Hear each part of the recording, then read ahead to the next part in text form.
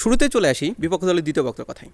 তার কথা যে আমার ওই কৃষককে ন্যায্যতা দিতে গিয়ে আমাকে আসলে অভিযোজন করতে হবে। খুব ভালো করে চিন্তা করুন, আজকে আপনার অঞ্চলে তাপমাত্রা হয়তো 40 ডিগ্রি 35 ডিগ্রি, বাট কিছুদিন পর আপনার এখানে তাপমাত্রা যখন আরও বাড়তে থাকবে, তার মানে কি আপনার আসলে ওই খরা সহিষ্ণু জাত দেওয়ার কোনো লাভ হবে না, আপনাকে নতুন জাত উদ্ভাবন করতে হবে। তার মানে আপনি আসলে একটা লুপের মধ্যে চলে যাচ্ছেন, আপনি যদি অভিযোজনে যান। চিন্তা করে দেখুন, অভিযোজন প্রক্রিয়া যদি আপনি আগাতে থাকেন, আপনার আসলে বৈশ্বিক উষ্ণায়ন দিন দিন বাড়তেই থাকবে, এটা কিন্তু কমবে না।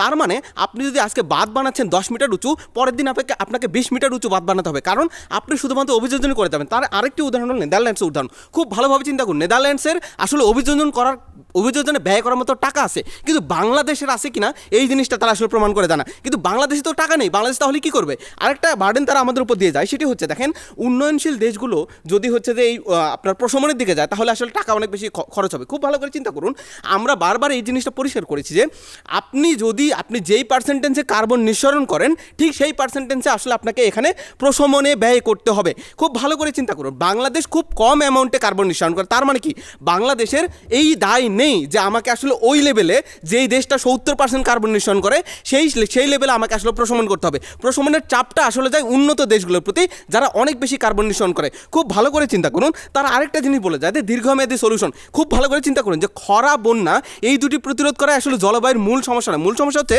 খুব ভালো একটা উদাহরণ দেই, যে আপনার হচ্ছে যে প্রশমন আসলে সবচেয়ে ভালো কাজ করেছে কোথায়? নয়াদিল্লির উদাহরণ চিন্তা করুন, যে গভর্নমেন্ট আসলে মাস্ক দিয়েছিল, স্কুল বন্ধ করেছিল, জোর বিজোর গাড়ি চালানোর মতো কিছু পলিসি দিয়েছিল, যেগুলো আসলে অভিযোজন, কিন্তু আসলে ফলাফল কিচ্ছু হয়নি। সেখানে তারপরও কুয়াশার মতো সমস্যা দেখা গিয়েছে, বায়ু দূষণের মতো সমস্যা দেখে। বাট যখন গভর্নমেন্ট এই সিদ্ধান্ত নিল যে আপনার অতিরিক্ত গাড়ি চালানো যাবে না, তারপর আপনার কয়লা চালিত বিদ্যুৎ কেন্দ্র বন্ধ করে দিল, তারপর আপনার শিল্প কারখানাতে নিঃসরণ, সেই জায়গাতে তারা যখন ব্যান দিল, পরবর্তীতে দেখা গেল কি মাত্র 2 মাসের মধ্যে নয়াদিল্লির বায়ুমান আসলে অনেক বেশি উন্নত হয়। তার মানে কি আপনার প্রশমনও আপনাকে ইনস্ট্যান্ট সফলতা দিতে পারে।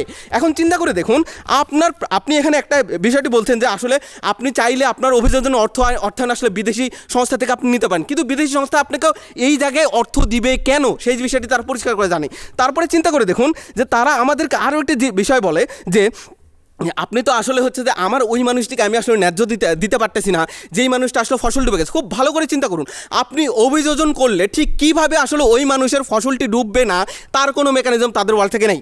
তারপরে চিন্তা করে দেখুন, আমরা আপনাকে দেখানোর চেষ্টা করি একটি রিপোর্ট দিয়ে যদি আমি উল্লেখ করি, চিন্তা করে দেখুন যে ফিনান্সিয়াল টাইমের ইউএনইপি এর তথ্য মতে বর্তমান পৃথিবীর তাপমাত্রার যে ট্রাজেক্টরি, সেটা 2.3 থেকে 2.6 দিকে যাচ্ছে। তার মানে কি আপনার পৃথিবীর তাপমাত্রা দিন দিন বাড়ছে, আপনি এটাকে কোনোভাবে আটকাতে পারছেন না। আপনি অভিযোজনের দিকে গেলে আপনার তাপমাত্রা আস্তে আস্তে বাড়তে থাকবে, আপনার সি লেভেল রেজ করতে থাকবে, আপনার দক্ষিণাঞ্চল ডুবে যাবে। আপনি চিন্তা করে দেখুন, আপনার হাতে খরা সহিষ্ণু জাতের ফসল আছে, আপনার হাতে খরা সহিষ্ণু জাতের ফসলের জন্য বীজ আছে, কিন্তু আপনার জমিটাই আসলে সমুদ্রের নিচে ডুবে গেছে। তখন আপনার ওই খরা সহিষ্ণু জাত দিয়ে আপনি আসলে করবেনটা কি? এরপরে চিন্তা করে দেখুন, তারা আরেকটি রিপোর্টে, রয়টার্সের সাস্টেনেবল রিপোর্ট অনুযায়ী অভিযোজনের জন্য যে প্রয়োজনীয় ফান্ড বর্তমানে বিশ্বে তার 10%-এরও কম আসলে বিদ্যমান।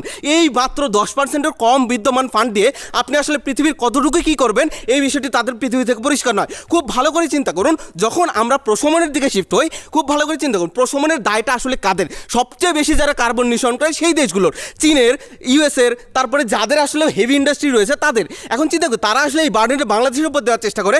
খুব ভালো করে চিন্তা করুন, বাংলাদেশ মাত্র 0.47 বৈশ্বিক কার্বন নিঃসরণ হচ্ছে জন্য দায়ী। তার মানে কি বাংলাদেশের ওই লেভেলের আসলে প্রশমনের দরকার। তার মানে বাংলাদেশের যেই পরিমাণ প্রশমনে খরচ করবে, একটা ইউএসএ তার চেয়ে কয়েকশো গুণ তাকে আসলে প্রশমনে খরচ করতে হবে। কারণ তারা যদি বলে যে এই জায়গায় আসলে ইউএসএ কেন খরচ বেশি করবে, খুব ভালো করে চিন্তা করুন, টর্নেডোর মতো সমস্যাগুলো ইউএসএতে বেড়েছে, চায়নাতে আসলে টাইফুনের মতো সমস্যাগুলো বেড়েছে। এগুলো থেকে মোকাবিলার জন্য তারা নিজেদেরকে সাস্টেনেবল এনার্জির দিকে ঝুঁকেছে। এখন চিন্তা করে দেখুন, সবচেয়ে বড় সোলার প্যানেলের প্রজেক্ট কিন্তু চায়নাতে অবস্থিত।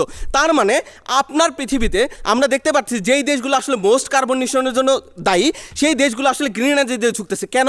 কারণ আপনি আপনাকে আমরা আরও একটি পরিসংখ্যান দেখাতে পারি। খুব ভালো করে চিন্তা করে দেখুন যে মন্ট্রিয়াল প্রোটোকল সবচেয়ে ভালো উদাহরণ যে আপনি কিভাবে আসলে প্রশমনের মাধ্যমে আপনার পরিবেশ দূষণ রোধ করবেন। সিএফসি সহ অন্যান্য গ্যাস নিঃসরণ আসলে নিষিদ্ধ করে, যেটা অলমোস্ট ওজোন লেয়ারের ক্ষয় আসলে রোধ করে এবং 1990 থেকে 2010 সালের মধ্যে 135 গিগাটন কার্বন ডাইঅক্সাইডের সমপরিমাণ নিঃসরণ এড়ানো গেছে just because of Montreal protocol. কারণ কি এই জিনিসটা আসলে আপনার প্রশমন আপনাকে সিএফসি গ্যাসের নিঃসরণের নিষেধাজ্ঞা দেওয়া হয়েছে, এর ফলে আসলে 135 গিগাটন কার্বন ডাইঅক্সাইড সমপরিমাণ আসলে নিঃসরণটা এড়ানো গেছে।